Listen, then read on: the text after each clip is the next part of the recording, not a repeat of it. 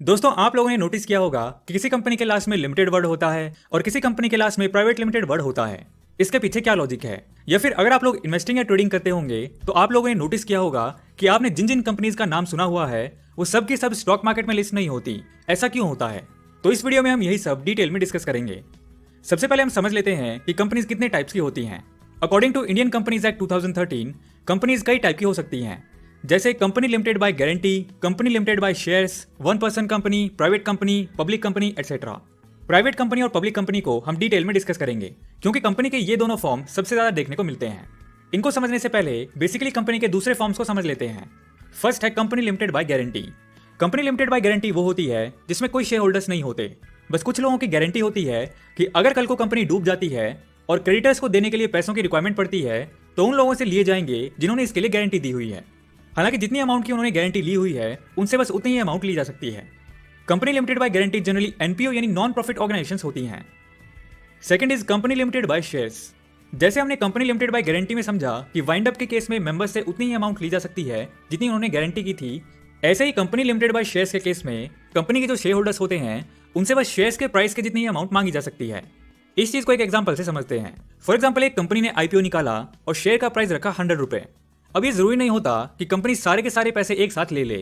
हो सकता है कि कंपनी अभी बस 70 रुपए ही मंगवाए, फिर इन फ्यूचर नीड पड़ने पे 30 रुपए और मंगवा ले। तो इन केस जहां paid up capital called up capital से कम है और वो कंपनी किसी रीजन से बंद हो जाती है तो जो इसके शेयर होल्डर्स हैं उनको फिर भी 30 रुपए देने पड़ सकते हैं। ये होता है company limited by shares. Next है one person company. One person company को प्राइवेट कंपनी की तरह ही ट्रीट किया जाता है। इसमें बस एक पर्सन के पास ही कंपनी का शेयर होता है। Next is private company. Definition of private company. Companies act 2013 के according private company means a company having a minimum paid up share capital of 1 lakh rupees. It restricts the right to transfer its shares. Companies act 2013 के according private company वो company होती है जिसकी minimum paid up capital 1 lakh rupees होती है और private company के case में एक पर्सन अपने शेयर्स को ट्रांसफर नहीं कर सकता और प्राइवेट कंपनी पब्लिक से डिपॉजिट नहीं ले सकती, मतलब अपने शेयर्स को पब्लिक को इश्यू नहीं कर सकती। Next is public company. According to the companies act 2013, public company means a company which is not a private company. Companies act में प्राइवेट कंपनी की डेफिनेशन में ये बताया गया है कि प्राइवेट कंपनी क्या है, और पब्लिक कंपनी की डेफिनेशन में ये भी बताया गया है कि जो कंपनी प्राइवेट कंपनी नहीं है वो ही पब्लिक कंपनी है। पब्लिक कंपनी पब्लिक से डिपॉजिट ले सकती है, मतलब शेयर्स इशू कर सकती है। चलिए प्राइवेट और पब्लिक कंपनी के बीच में डिफरेंसेस को अच्छे से समझ लेते हैं। First is number of directors. Private company में मिनिमम 2 डायरेक्टर्स होने चाहिए, जबकि पब्लिक कंपनी में मिनिमम 3 डायरेक्टर्स का होना मैंडेटरी है। Next is transfer of shares. Private company में शेयर्स को ट्रांसफर नहीं किया जा सकता, पब्लिक कंपनी में शेयर्स को ट्रांसफर करना अलाउड होता है। अगला है number of members. Private company के केस में मिनिमम 2 मेंबर्स होने चाहिए और मैक्सिमम मेंबर 200 तक हो सकते हैं। वहीं पब्लिक कंपनी में मिनिमम मेंबर्स 7 होने चाहिए और मैक्सिमम मेंबर्स की कोई लिमिट नहीं है। Next name. प्राइवेट कंपनी के केस में कंपनी के नाम के बाद प्राइवेट लिमिटेड वर्ड लगाना कंपलसरी होता है। फॉर एग्जांपल, अगर प्राइवेट कंपनी का नाम है एबीसी तो आप जहां भी अपनी कंपनी का नाम यूज करेंगे इसको ऐसे लिखा जाएगा, एबीसी प्राइवेट लिमिटेड। लेकिन पब्लिक कंपनी के केस में कंपनी के नाम के बाद लिमिटेड वर्ड लगाना कंपलसरी होता है। For example, ABC limited. अगला है issue of prospectus. Private company के केस में प्रोस्पेक्टस इशू करना मैंडेटरी नहीं होता, लेकिन पब्लिक कंपनी के केस में प्रोस्पेक्टस इशू करना मैंडेटरी होता है। प्रोस्पेक्टस वो डॉक्यूमेंट होता है जिसमें कंपनी अपने आईपीओ इशू की डिटेल देती है, जैसे कि कितने नंबर ऑफ शेयर्स इशू होने हैं, शेयर्स का प्राइस क्या होगा, etcetera. Next, minimum capital.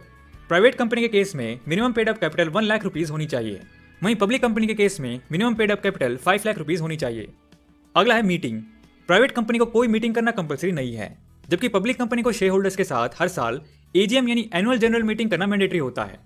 Last is disclosure of financial reports. Private company के लिए अपने फाइनेंशियल रिकॉर्ड्स जैसे कि balance sheet, profit and loss account, cash flow statement, ये सब पब्लिक के सामने डिस्क्लोज करने की कंपल्शन नहीं होती। लेकिन पब्लिक कंपनी में पब्लिक के पैसे लगे होते हैं तो उनका राइट बनता है ये देखने का कि उन्होंने जिस बिजनेस में इन्वेस्ट किया हुआ है वो कैसा परफॉर्म कर रहा है।